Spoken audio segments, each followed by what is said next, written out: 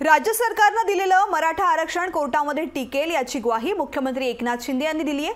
तरी सुद्धा विरोधकांचं सरकारने दिलेल्या आश्वासनावरती समाधान झालं नाहीये। सरकारने दिलेलं आरक्षण कायद्याच्या कसोटीवरती टिकणार नाही असा आरोप विरोधकांनी केला आहे।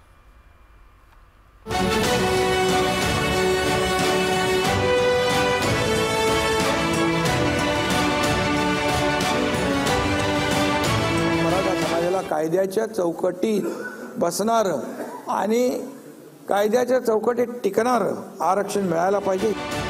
सरकारने दिलेलं मराठा आरक्षण टिकणार की नाही याबाबत आता चर्चा सुरू झाली आहे। महायुती सरकारने मराठा समाजाला दिलेलं 10% आरक्षण टिकाऊ असेल अशी ग्वाही मुख्यमंत्री एकनाथ शिंदेंनी दिली। सुप्रीम कोर्टाने यापूर्वी मराठा आरक्षण रद्द केलं होतं। त्यावेळी ज्या त्रुटी दाखवण्यात आल्या होत्या त्या त्रुटींची पूर्तता केल्याचा दावा मुख्यमंत्र्यांनी केला।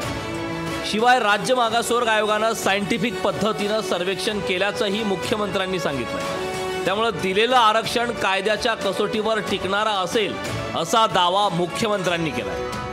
ओबीसी किंवा अन्य कुठल्याही समाजाच्या आरक्षणाला धक्का न लावता मराठा समाजाला कायद्याच्या चौकटीत बसणार आणि कायद्याच्या चौकटीत टिकणार आरक्षण मिळायला पाहिजे ही भावना सरकारची आहे, तुमची आहे, सगळ्यांची। सरकारने दिलेलं आरक्षण कायद्याच्या कसोटीवर टिकणारच नाही असा आरोप विरोधी पक्षनेते विजय वडेट्टीवार यांनी केला।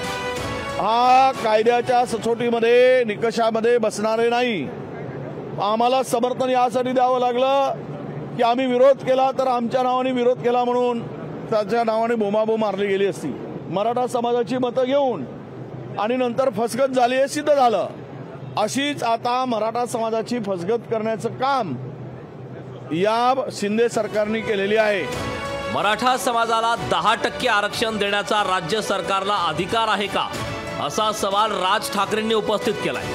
मराठा समाजाच्या तोंडाला पानं पुसण्याचा हा प्रकार तर नाही ना असाही संशय राज ठाकरेंनी व्यक्त केलाय। राज्य सरकारला मुळात या गोष्टींचे अधिकार आहेत का?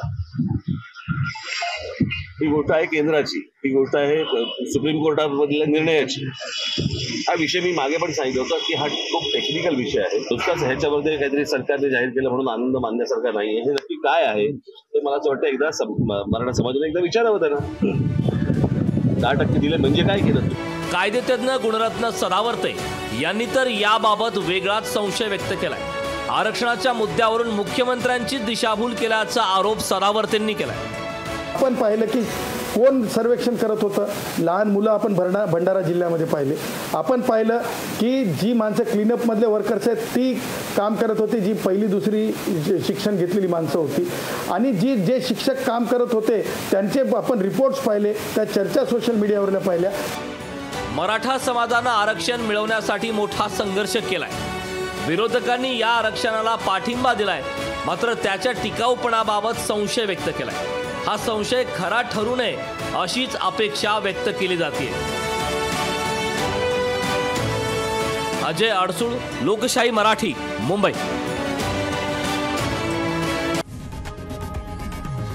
लोकशाही मराठी ऐका, पहा, जागरूक रहा।